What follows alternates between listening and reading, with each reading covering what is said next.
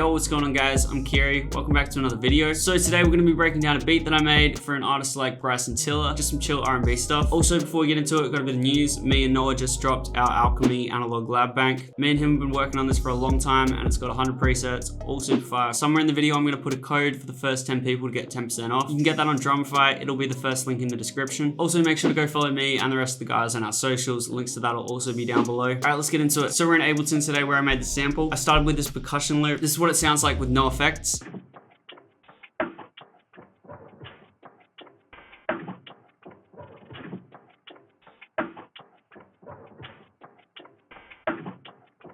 I put this in there at the start just to give me kind of a feel of what it was I was making. For effects on that, I started with this EQ, cutting the lows and some of the highs. Then I had a CLA2A, compressing it a bit so that the snares were more similar in volume to the rest of the percussion. And to finish it off, I just had decimal, cutting the sample rate to about 5,000. I made sure I clicked this images filter button to get rid of the weird analog sound. After I had the percussion sounding how I liked it, I went and got this Creep preset from me and Noah's Alchemy Bank. This is the chord progression I had that playing.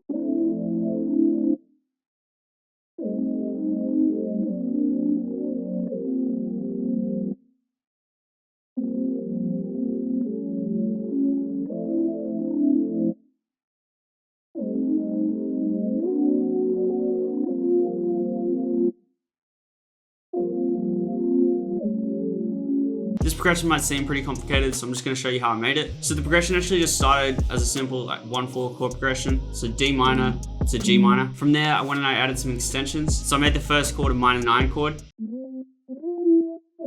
Then on the G minor, I put in an F to make it a minor 7. I actually ended up changing this so that it was a C here, so it's a minor 11 chord. So those were the 2 chords I started with, and then I went and I added a 2/5 going into the G minor, and then I also put a 5 coming back into the D minor. I've actually got a video explaining this trick that I'll link down below, but for now I'll show you how I did it in this case. So what I wanted to do was I wanted to put a 2/5/1 into G minor. So to get the bass notes of a 2/5/1, you want to look where you're going. So you look at the G, and then you count up 2 semitones, G, G sharp, A. So you want to put an A here. So you want to go from that A now and count up 5 semitones. So that's a D, so that's going to be the root note of the second chord. So now you've got a 2, a 5, and a 1, but you're going to want to build the chords on top of that now. So on the 2 chord, you want to build up a minor 7 flat 5 chord. So basically all you do is you build a minor 7 like you normally would. Then you go to the 5th, so 1st, 3rd, 5th. And you just bring it down a semitone. So now that's a minor 7 flat 5 chord or a half diminished chord, whatever you want to call it. Then you want to go to the 5 and you want to build a dominant 7 chord. So for that, you just build a major triad and then put a flat 7 on top of it. So far now, this is what we got.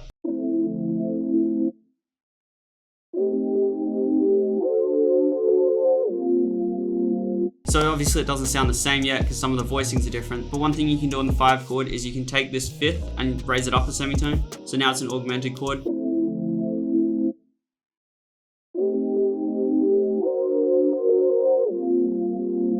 Alright, so now what I did to go from the G minor back into the D minor was I took this G minor and I duplicated it. So I had the same chord here, and then in the final spot here I'm going to use the same trick that I used before. So you look where you're going, so I'm going to a D minor and you want to find the 5th, so D, F, A, and then you want to take the A and put it over here, and then you just want to build a dominant 7 chord again. Once again, I want this chord to be augmented, so I'm going to take the 5th and put it up a semitone. Now this is the progression we got.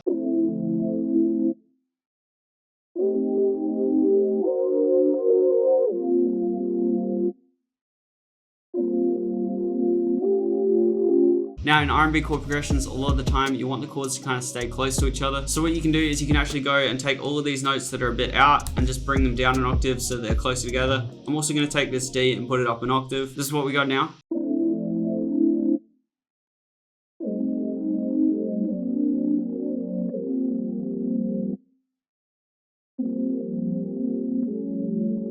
So that was the chord progression I came to in the end. I just duplicated it and added a few top notes. So I just added these notes here the second time through to give a bit of variation. For effects on that, I started with this chorus on the deep chorus preset, just with the mix turned down a bit. Then I had this flanger on the 90s synth pop glide preset. I also turned the dry wet down on this one. And then I just had this EQ where I cut out some of the lows and some of the highs and lowered it a bit in the lower mids. With effects now, this is what the pad sounded like with the percussion.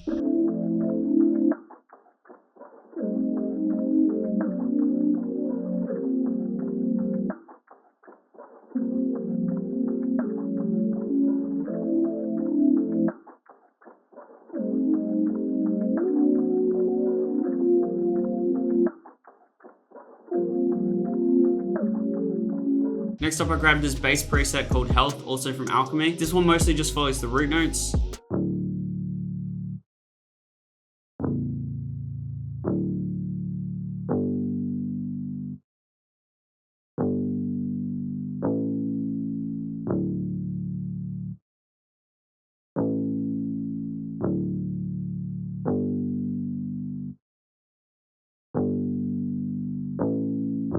The only effect I had on that was this EQ, cutting out the lows and some of the highs and just a bit of harshness in it. Then I grabbed this key from me Noah's Bank called Graceful. I just had this playing a really simple melody.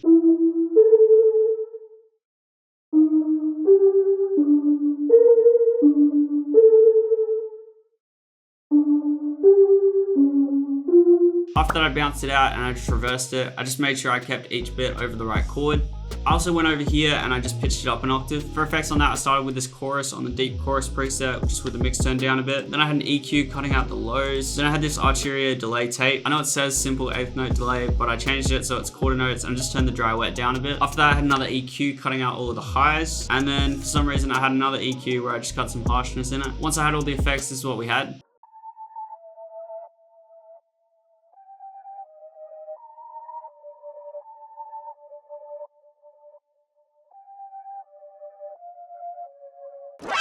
The next sound was just another pad from Alchemy called Phase.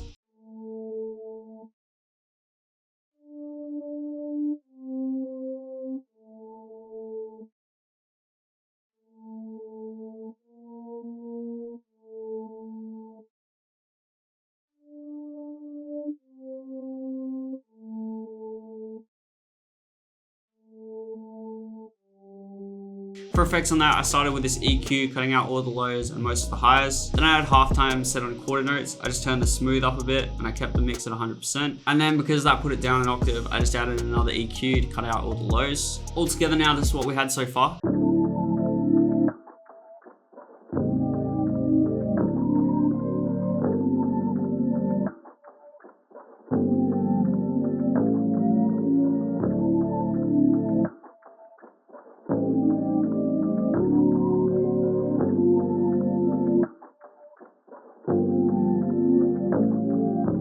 After that, I went and used a bunch of one-shots to add some textures to the sample.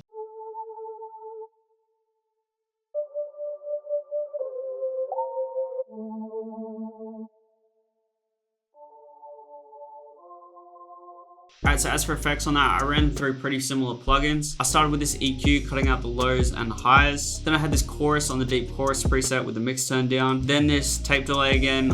I know it says simple 1/8, but once again I changed it to quarter notes and I just turned the dry wet down. Then I had this plate reverb on the shy reverb preset. I just turned the dry wet down and I think I also turned the drive down a bunch. And then to finish it off, I just had decimal again, cutting the sample rate to about 11,000 and making sure I clicked the images filter button. The final part I added to this sample was just a vocal from Splice. So I wanted to pitch that into key by pitching it up 3 semitones. Then for effects on it, I started with this EQ, cutting out the lows and some of the highs and some of the harshness. Then I had decimal cutting the sample rate down to about 7,000, I think, with the images filter button clicked again. And then to finish it off, I just had a filter cutting out the highs. With effects, this is what the vocal sounded like.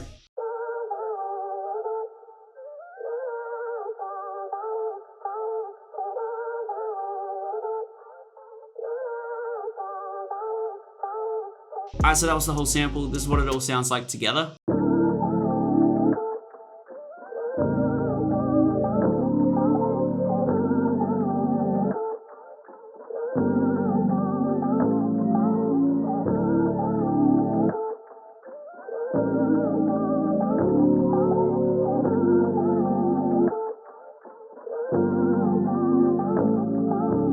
Alright, so now we're over in FL where I made the drums. First thing I did as always was chop up the sample so that I had the stems. Then I went ahead and I've changed the mode from resample to stretch. I also pitched it up 1 semitone and I changed the BPM to 79 instead of 83. First thing I added was just a really simple snare pattern.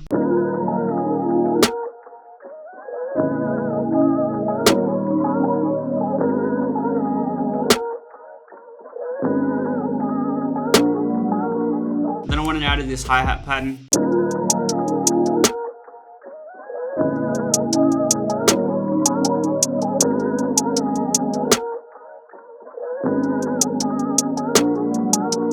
So for these kind of hi-hat patterns, you really want to kind of leave some space in there. Like I got a gap here and a gap here. It just sounds cool with this kind of vibe. You also want to mess with the velocities a bunch so it sounds a bit more realistic.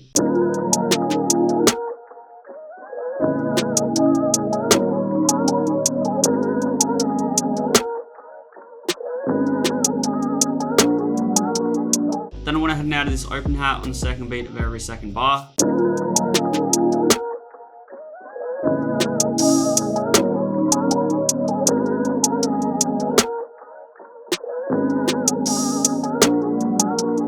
Then I went and got a kick and I had this pattern playing.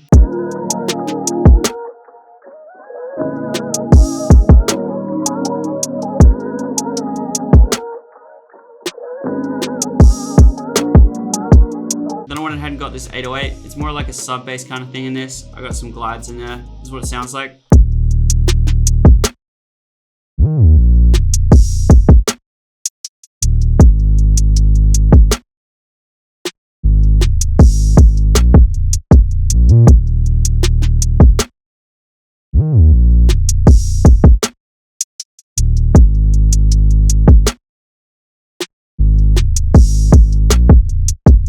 The final part I added to this was just the classic cowbell sound. Kind of felt like it had to be there.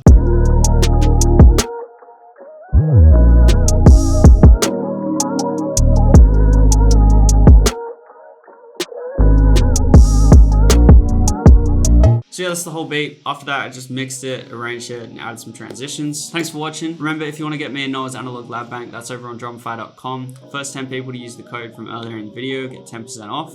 Yeah, if you enjoyed, make sure to like, subscribe, follow me over on my IG. Links to that will be down below. See you in the next video.